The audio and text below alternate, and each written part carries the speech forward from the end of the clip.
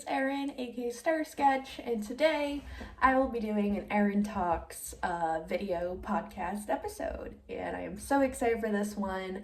This one I am taking a lot from my own experience. I did not do any research beforehand. This is just what I like to do for my art markets when I go to sell my paintings, stickers, prints, all my products.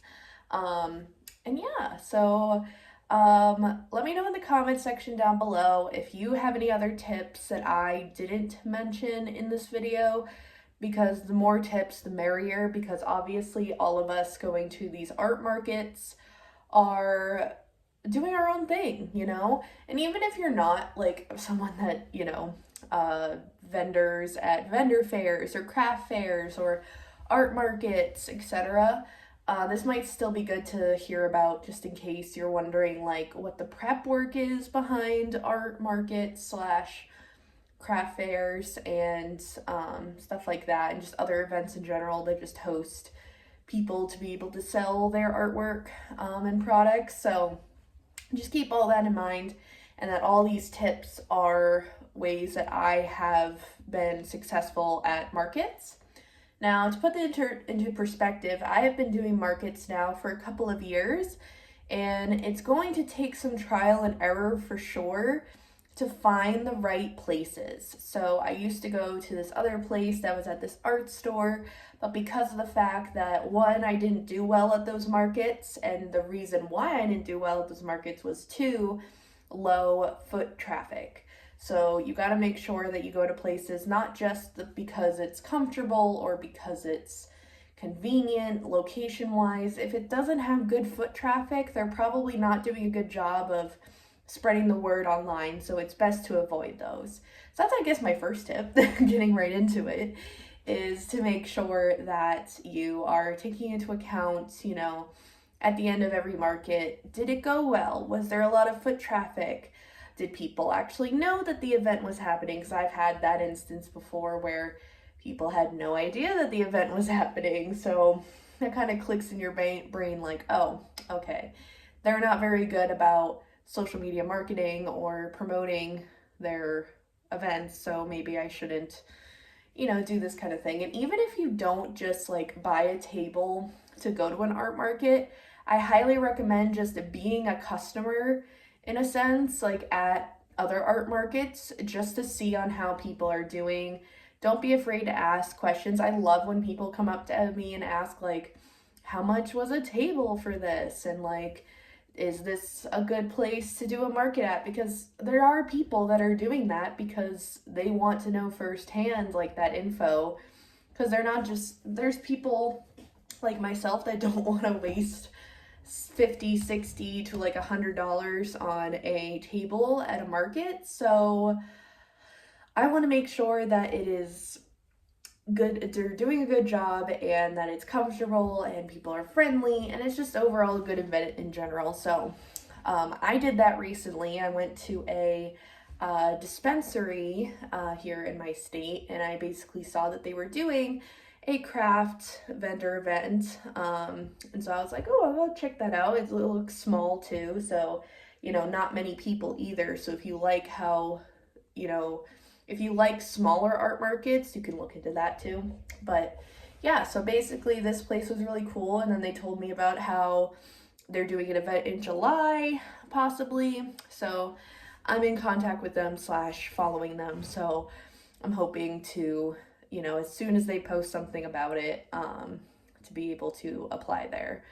But yeah, so those are definitely some really good tips to do, especially if you want to dip your toes into art markets and finding the ones that you want to be a vendor at, So I also wrote down a bunch of other things. Those two were just off the top of my head, just from sitting here and talking with you all in this little intro. But let's get into what I actually wrote down as well, because a lot of this is prep work and also the day of. So first things first, the first tip, well, more like the third tip, I should say. I'll just say the next tip is be sure to bring a variety of product. Now, if you're somebody, say you're running a business that is primarily focused on jewelry. Make sure you have earrings, make sure you have necklaces, make sure you have bracelets, that sort of a thing. But if you're like an artist like me that kind of just does, you know, a bunch of different artwork like digital and paintings, be sure to have stickers. Stickers are great. Those are good, just like quick buys, to be honest. A lot of kids will buy stickers, or people that like stickers obviously will buy stickers. Prints are great too, because sometimes people don't want to commit to getting a full-size painting, so prints are great because you can just have them up on a bulletin board or something, so recommend that. Like paintings, so these are the type of products that I sell. So I sell like stickers, prints, paintings, and I also sell coloring books that I have printed on the table as well. And yeah, the majority of my product is paintings, I will say. But I do have, you know, coloring books, stickers, and prints to kind of give variety. And I feel like customers do like the variety and sometimes I've done like bookmarks and I've done bracelets. Like I'll just change it up every once in a while. This last one I did tarot readings, but no one was really interested in a live tarot reading, but everyone seemed to be interested in just my art in general. So be sure to have a variety of products to, you know, kind of suit every sort of customer, you know. But don't feel like you have to go crazy. Like if you are an artist that does clay work, don't feel like you have to do everything in clay. Like do things that you enjoy, but also be sure to have some sort of variety. My next tip is to create an inventory list. You can type it out in Excel, but I'm a pen to paper girl. So I literally wrote out so at the top here, I wrote out my prices for the print, stickers, and coloring books, just so I have it as reference there. But then paintings obviously are the majority. So I wrote them all down with their prices, kind of a description for each of them. And I checked off once they were sold. So like I have a few checked off here and a few checked off on the back. If there was multiple of one, I made sure to just put on the side like which one did sell.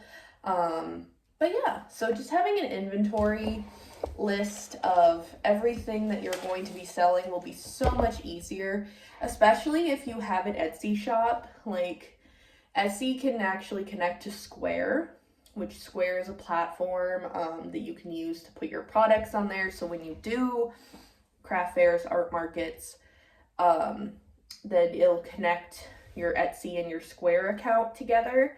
So then when you do like have a card reader, which I'll talk about in a second, and you say you sell something, it automatically tracks it for you. But I like to have the inventory list just in case there's, you know, I go back on my Etsy and a technical error happened and, you know, I did sell a painting, but it's still showing up on my Etsy. I don't want somebody to buy that and then have to issue a refund if it was one of the items that sold, you know? So it's just to double make sure of things. I also recommend as my next tip is to put a price tag on every single item that you're selling. Now, like I did it all for all of my paintings. All my paintings on the back had like a sticky note taped on the back to basically represent like that's the pricing for that particular painting. But for like stickers and prints and coloring books, for example, like I was selling, I just kind of said like a set price. Like any stickers are $2 each.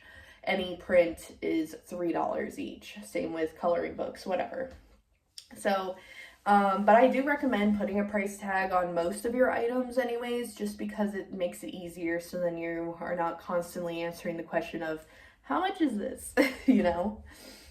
The next tip that I have is plan your booth layout ahead of time, draw it out. If you go on Pinterest, there's so many blueprint kind of style layout ideas for booths. And I just look that up sometimes because once I don't even plan this out until like the week or few days before the market, because most places that host these kind of events, they don't post where you're going to be at the event, like where your table and your space, your 10 by 10 space or whatever the size is. They don't tell you where it's going to be until a few days before it. So this is something that I do once I get that info. And so once I found out that I was going to be, you know, at the end where people could walk around over here, I made sure, or yeah, sorry, I got confused. So that people could walk around this, and then I could have chairs for me and my boyfriend, and we had like a cooler.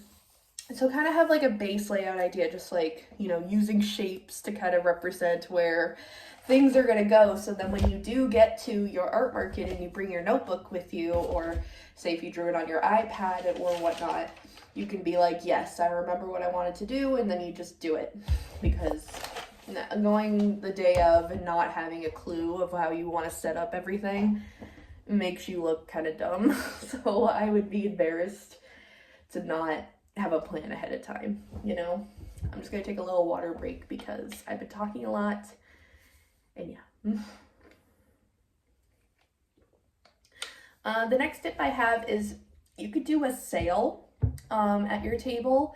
So essentially you would do like a 1 for $3 or 2 for $5. And I do this for like my prints, and it actually boosts people to be like, oh, 2 for only $5 instead of $6. Like, I like that. And so they're more apt to buy the 2 for deal than the 1 for deal. You know, it's like a little, you know, not a trick, but like a little, you know, marketing incentive for them to get 2 of them rather than just 1. And my next tip is to take note of all criticism that you receive. This could be any negative or positive criticism. As for example, I have, you know, done my, you know, craft fairs, vendor fairs, art markets in the past, and I did get a negative comment. This was about a year or 2 ago, at one where a guy came up and literally just kind of said to me straight to my face that my art wasn't good. I don't remember the exact words he said because I kind of blurred it out of my mind, but it was the only negative comment I've ever received about my art. And it was a little discouraging at first, and I was literally, this was at a time where I was very sensitive about, you know, how people thought of me at these places and the art that I was selling and everything, but I was a little insecure about it all. And then when that guy said it, the person next to me came over and was like trying to, you know, comfort me. I didn't really have anybody with me at the time. So yeah, so that was a little like disappointing that some guy just walking by. This was like an outdoor thing too. So he was just like a, you know, no idea about my story, no idea about, I don't even think he had that much knowledge about art in general. But yeah, so take all that criticism. Obviously I blurred out in my mind what he said, but at the same time, I could tell myself, I've only really received 1 negative, you know, comment about my art. At this last art market that I didn't necessarily get a negative comment, but this lady came up and was looking at my prices, and she's like, you should, you know, boost your prices up more. So I put that in the back of my head because, yeah, I have been doing these art markets on a consistent basis the last couple of years, and I've kind of kept the same prices since I started, but maybe it's time for an upgrade. Maybe it's time to put more money into my products. So that's definitely something I'm taking. But anything like, oh, I really like how you did this, or I like how you had butterflies, I love how you had Pikachu, like listen to those keywords, and then on your phone or in your notebook, whatever you decide to bring as like your, you know, ideas brain dump, make sure you write it or type it down, like any sort of keywords that you hear a lot of people talking about. Like, for example, I sold out of my Pikachu prints by the first hour of the market even starting, and so I had to tell people like, oh, I'm so sorry, like I already sold out of my Pikachu prints, but I definitely want to create more. So hopefully it incents people to, when they see me again, I will definitely have more Pikachu prints. The next tip I have is make your booth / your space that you're going to have unique. So I like to make mine unique by adding tapestries instead of like signs to my booth, because I don't know, I feel like it's like basic, I guess, to just have like a big banner with your business on it. It's great for pictures and all of that, but I just personally prefer just having a tapestry background. But if it's too windy, I don't tend to put up like I don't hang up a lot of stuff, I should say. But if it's not that windy and it's good out, then I got 1000% add in a tapestry behind me. I'll hang up paintings all over my tent. I even have this little thing that hangs down that I could put my prints on to display. So I have a lot of creativity there.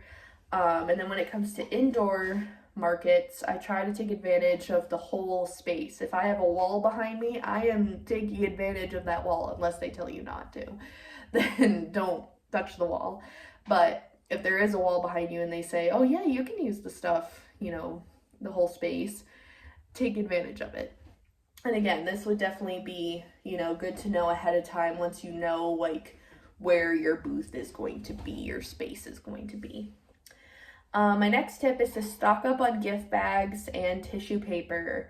There are so many times that I just, didn't have gift bags in the past and I felt bad. I didn't have any bags with me at one point. And so there was people carrying big paintings without a bag to go with it. So go to Five Below, go to Target, go to Dollar Tree. They have the bulk party bags. So like you can get small, medium, and large, just in case, whatever you sell. Like, for example, I sold a big painting while I was at my art market this past weekend, and thank goodness I had big bags because, make sure you bring scissors so then you can cut them up. I should have done that beforehand. Shame on me. But, just make sure that you're 100% prepared. But again, big thing I left in mind is I need to make sure that I detach the string from my bag so that I don't have my boyfriend sitting there trying to use his key or his pocket knife to try to open it while a customer is sitting there or standing there waiting. So it's good to have, everything prepared, because then you could just be like, have it be a smooth process, because no one hates anything more than having to wait. So yeah. My next tip is, and tissue paper, by the way, is because you want to make sure that you protect your item, or if they're wanting to give it as a gift to somebody, it's good to have gift bags on hand, just so then you could be like, oh, it already has a little bag with it, All right, next tip is to make sure you prep and pack a cooler the night before or the day of the event, depending on what time the event is at. Make sure you have drinks in there, snacks, maybe a meal. Say if it's a morning market, you can pack like a breakfast.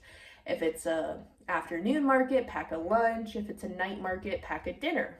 You get the drill. But also make sure you have snacks on hand, because it's good to have those, because you never know when you're going to be hungry during them. And especially if you go to an art market that you're testing out and it just happens to be slow, at least you'll have a snack with you.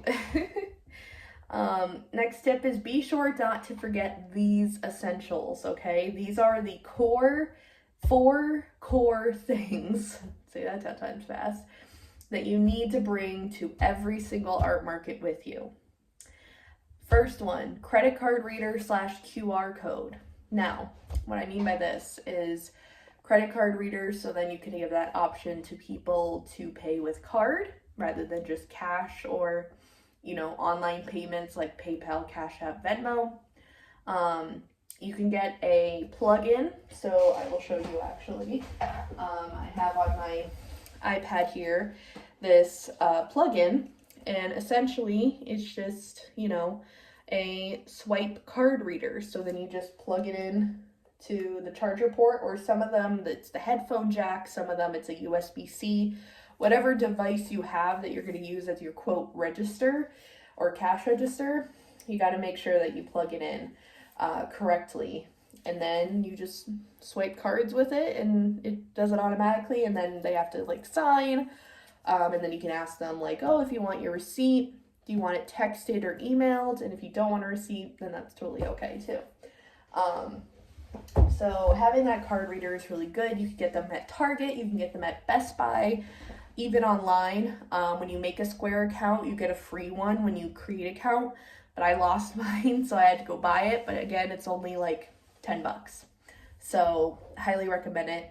And also be prepared to have a sign or some sort of paper on your table that has a QR code, or a Linktree QR code, whatever you decide, that once somebody takes the, picture of it, it goes automatically to your socials, or like say if you do Linktree, it goes to your socials, and then on the bottom, like your Venmo, PayPal, Cash App, or be sure to have your QR code for Venmo, Cash App, PayPal, whatever you use, ready, available, so that if people want to pay with Venmo, it's easy.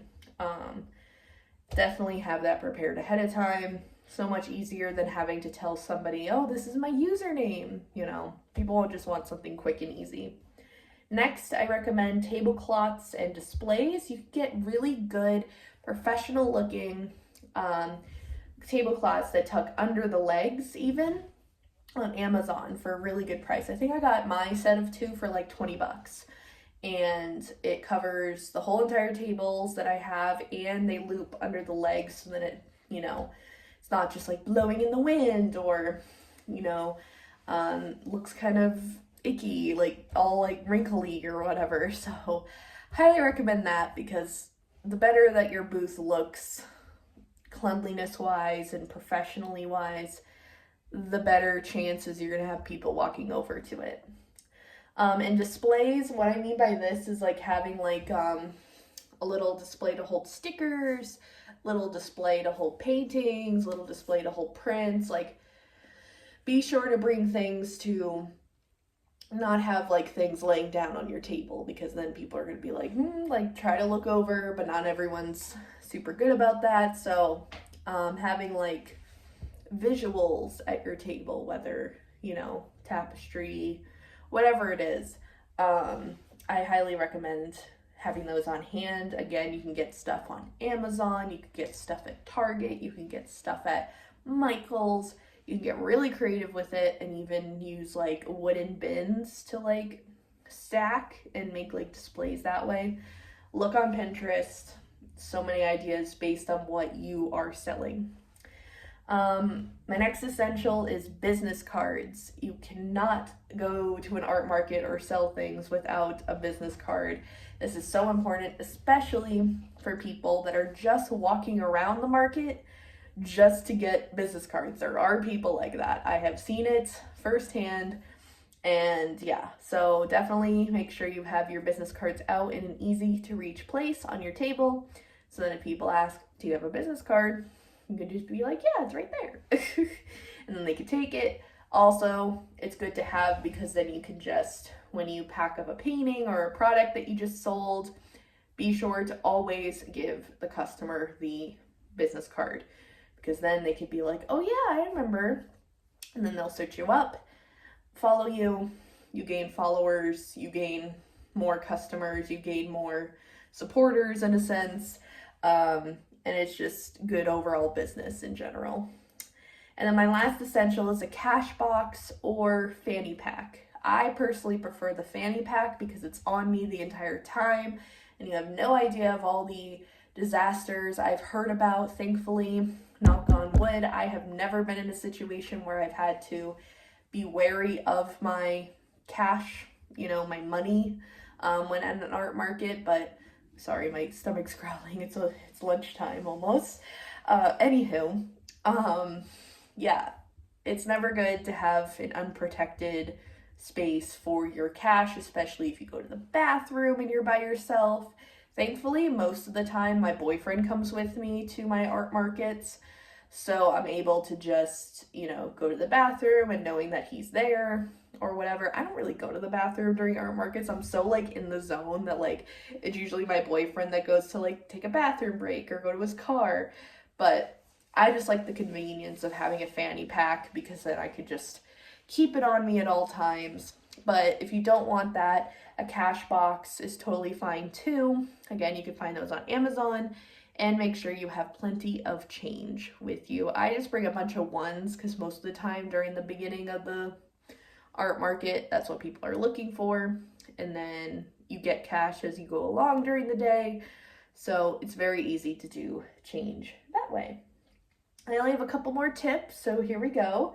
The next tip is be sure to charge your devices the night before or the day of the market, depending on what time the market is at, because you don't want to be there with a dead phone or a dead iPad or a, whatever devices that you're using, like make sure that everything is charged up and ready to go, so then when you get there, you don't have to worry about it.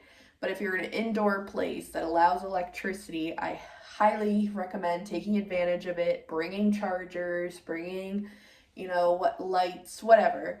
But again, each market is different. Each vendor craft fair is different. So just be aware of their policies, but also just charge all your stuff beforehand. It's just so much easier than having to worry about bringing chargers and everything. Or you can even bring an external charger, like one of those like traveling ones / portable ones. Highly recommend that. My next tip is make sure you pack your car up the night before. So I use my boyfriend's car 9 times out of 10 for my art markets. If he can't attend, then I use my mom or dad's, and I make sure that the whole car is packed up, ready to go the night before every market that I do, because it's so much easier having to wake up in the morning, do your usual morning routine, and not have to worry about rushing or being sure that you have everything in there, because if you're prepared the day before, you don't have to stress about it the day of. I love not being stressed, so I do everything that I can to prepare ahead of time. And lastly, and finally, my last tip is relate to your customer or customers, because sometimes a group of people, like a family or something, might come up to your table. So what I like to do is I'll look at people's shirts, I'll look at their phone cases, I will just see them as a person, age group wise. And I could be like, say if, like, for example, I saw a little boy this past weekend, right in the beginning of my art market, that had a Pokeball. And I was like, oh my God, that's so cool that you have a Pokeball. Do you like Pikachu? And he's like, yeah. And then that's when I would show him my Pikachu print. And then my boyfriend would be like, oh yeah, I like Pokemon too. And I said, yeah, I do too. I love playing Pokemon Go. And it just starts like a conversation. It's not you being like, do you want to buy this? It's more of a conversational thing on the day of the market. Because if you're just straight up just being like, like I've seen vendors that are like this, where they're like, oh, you should buy this because you're wearing that shirt. No, you don't ever put in the same sentence like should and buy in an art market. You need to be relatable. You need to have that conversation, because then you can kind of relate to them with interests or the clothes that they're wearing or the phone case that they have. Like, just read the person. If you read the person, then you're able to kind of decipher what they're kind of into. I like to look at tattoos as well. Like, for example, I saw someone, the last art market I did, that had a bunch of horror characters as tattoos. So I told him about my horror paintings, and he thought they were awesome. So he wants me to make a Chucky one, which I'm like, yes. But yeah, so relating to your customers are just great, because not only will they give you ideas on future products, and you can like become like friends with them at the market, and like if you see them leaving, you could be like, have a good day. Like, you establish a relationship with the person first before being like, give me that money and you buy that product. It's all about making someone feel happy and seen as a customer, rather than as a person, I should say, rather than just a customer. So yeah, those are my tips that I have. I know that art market / craft vendor fair season has already commenced for a lot of people in the community that are artists. But if you still haven't done your first one, don't fret. If all summer long and even the fall time, there's a lot of different craft fair, vendor fairs, art markets, etc. Oh, and another thing that I wanted to add at the end here is don't overbook yourself.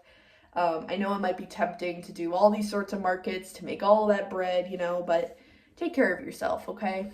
Don't be doing an art market every single weekend because sometimes you need a break every once in a while. So for myself, I tend to do one art market or vendor/craft fair a month. That's my limit, and I try to stick to that because, it gives me time to prep for the next one. So, anywho, I hope that you guys enjoyed this video. Let me know if you have any other market tips down below, if you have any questions for me, and I will see you guys all in my next video. Bye, guys.